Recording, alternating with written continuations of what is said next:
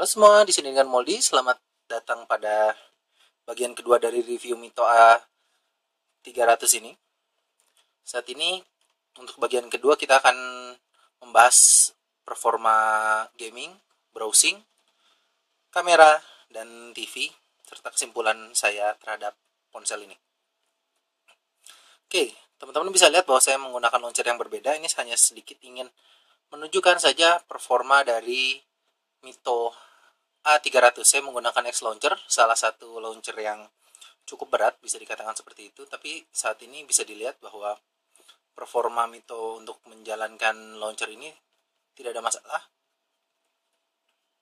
Oke, selanjutnya kita lihat dulu performa dari kamera. Kamera Mito A300 ini memiliki resolusi 3 megapiksel tanpa autofocus, tapi menggunakan flash. Bisa dilihat untuk mengambil gambar sedikit agak lama.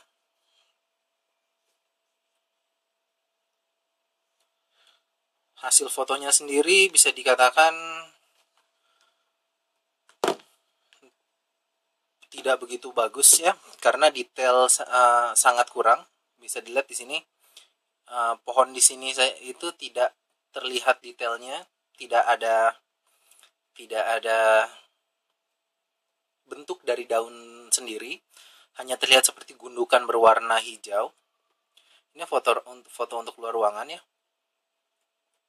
dan foto untuk dalam ruangannya, apalagi kalau kurang cahaya, walaupun disertakan flash, menurut saya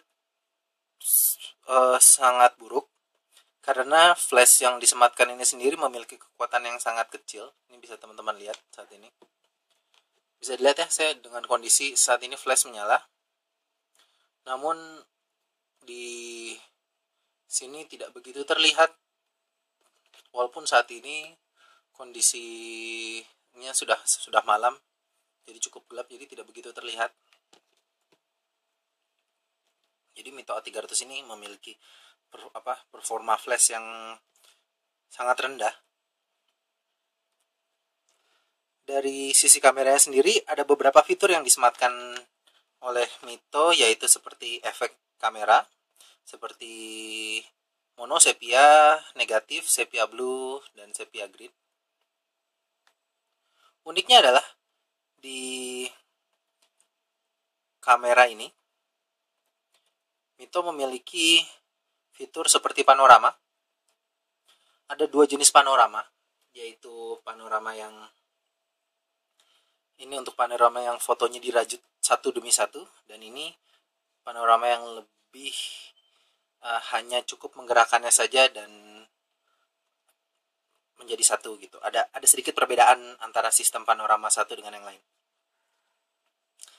Kemudian yang ingin saya bahas adalah Mito ini dia memiliki fitur lain, yaitu, maaf ya, saya lihat dulu,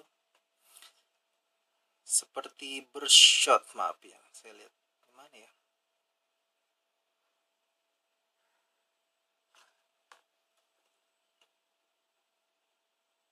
Oke,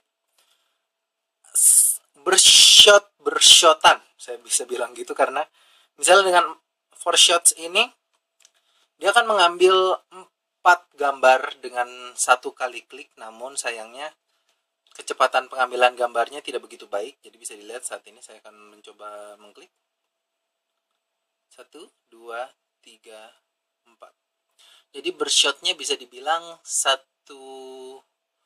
frame per second.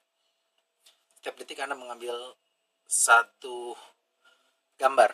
Ada sampai 16 shot di sini. Ada juga smile shot, face beauty, dan yang lainnya ya. Intinya kamera Mito mungkin hanya bisa digunakan untuk foto-foto narsis, tapi yang hasilnya tidak begitu baik. Fitur yang biasa ada pada ponsel lokal juga ada pada Mito ini, yaitu salah satunya adalah TV analog. Saya ini bisa dilihat ya teman-teman ya, bahwa saat ini accelerometernya sudah jalan karena tadi saya melakukan restart.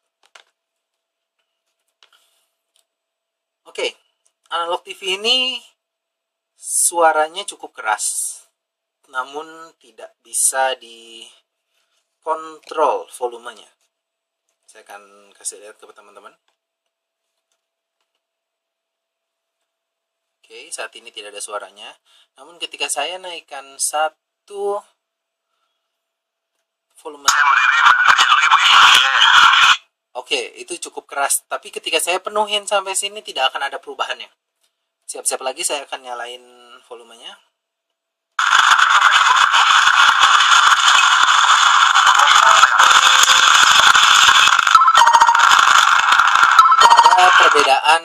Tidak ada perbedaan pengurangan suara di sini. Tapi saya baru tahu ada fitur yang cukup menarik ketika misalnya Anda melihat bintang yang Anda suka, Anda bisa klik di sini untuk memfoto idola Anda tersebut. Siapa nih artisnya, saya nggak tahu. Oke. Kemudian saya akan lanjutkan ke browsing performance. Kita akan buka satu website di sini.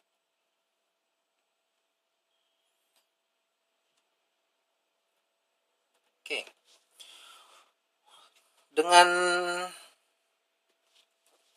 Dengan Edge Meto A300 ini kecepatan internetnya hanya sampai Edge di kedua belah SIM. Jadi saya bisa bilang di tahun 2013 ini browsing dengan Edge cukup pelan karena memang hanya sampai Edge, tidak 3G. Tapi untuk bisa disiasati karena Meto menyematkan ini dengan WiFi. Bisa dilihat pinch to zoom juga ada sedikit masalah, tapi bisa dalam hal yang bisa ditolerir.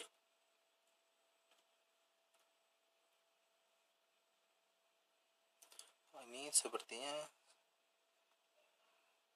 oke, sudah brightness paling kecil padahal. Oke. Yang ya dalam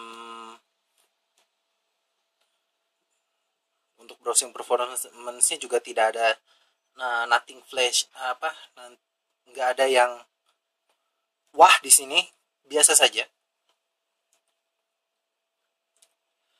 Kemudian kita lanjut ke gaming performance. Saya mohon maaf sekali bahwa untuk game-game yang berkapasitas besar saya terkadang memiliki hambatan, tidak bisa mendownload karena memori internal yang tidak cukup. Jadi saya bisa memasukkan game, saya sudah coba, saya bisa memasukkan game seperti NFS, cuman saya tidak bisa memasukkan apa-apa lagi gitu. Jadi game-game yang bisa dimasukkan tidak begitu banyak jatuhnya. Saya hanya memiliki 4 ini saja. Jadi usahakan, tips saya untuk pengguna HP ini adalah ketika sudah tamat yang satu, dihapus, ganti yang lain. Oke. Tadi yang saya pengen kasih lihat adalah masalah tilt control. Di Temple Run ini tilt control itu merupakan satu keharusan karena untuk jalan ke kiri dan ke kanan dia membutuhkan sudut kemiringan tertentu. Tapi yang seperti saya bilang lagi, terkadang accelerometer ini kadang jalan, kadang tidak. Kalau tidak jalan, harus di restart. Bisa dilihat ya jalannya. Untuk performa gaming nggak ada masalah. Semua game yang saya lempar ke sini berjalan cukup baik. Ya. Frame rate-nya juga cukup bagus karena tadi dari hasil Nenamark-nya juga terbilang sekitar lebih dari 30 frame per second. Jadi bermain ini tidak ada kendala sama sekali. Oke.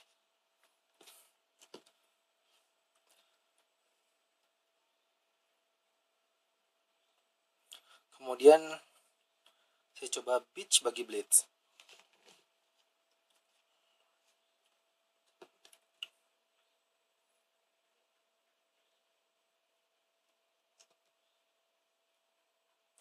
Crash. Biasanya tidak seperti ini. Kita coba lagi.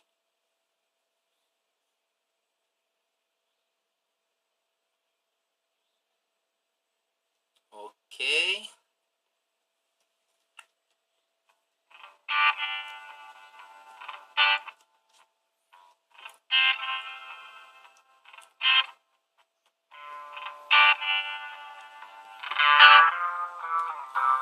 Bermain di Mito A300 ini saya bisa bilang bahwa bermain di sini sangat nyaman, tidak ada nge-lag atau apapun.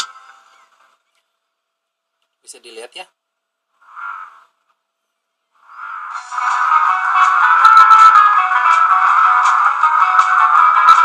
Tidak ada frame drop yang terjadi. Berbeda seperti yang terjadi pada GPU Adreno. GPU Power VR ini bisa dibilang memiliki performa yang cukup baik karena biasanya untuk game-game, oke, saya tidak begitu mahir memainkan ini. Ya, setiap game-game yang ada pada iOS dengan GPU Power VR ini, entah kenapa saya melihat bahwa selalu tidak ada kendala. Oke, sekian saja.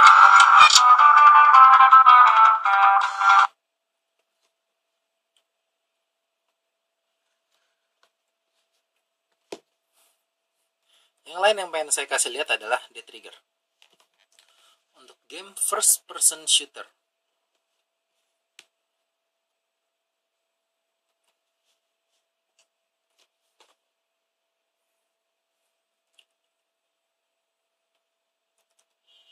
Oke.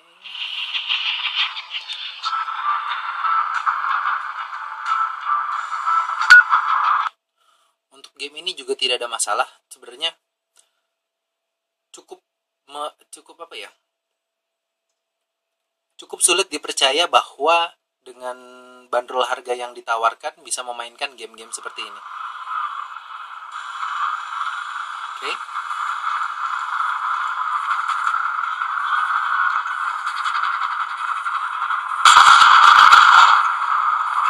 Tidak ada masalah apapun di sini. Bisa dilihat ya bahwa tidak ada frame drop sama sekali di sini. Tuh, tadi kita temukan satu frame drop yang terjadi. Oops, kita coba reload.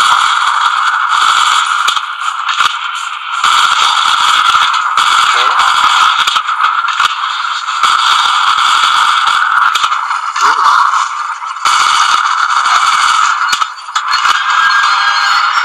Lihat ya, berjalan cukup halus, tidak ada masalah. Oke, satu lagi mungkin saya bisa ngasih lihat Hungry Shark yang terakhir ya. Ini game ini beberapa minggu ini saya mainkan, cukup seru juga.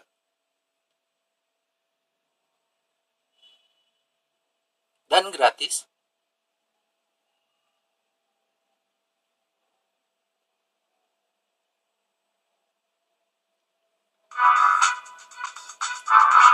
Seperti yang sebelumnya saya kasih tahu, dia memiliki speaker yang cukup besar.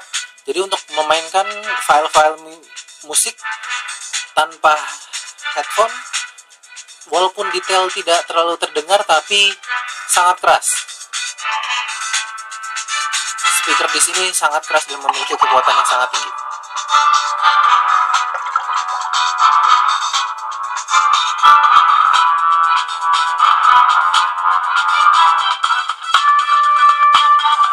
Oke, kita lihat masih loading.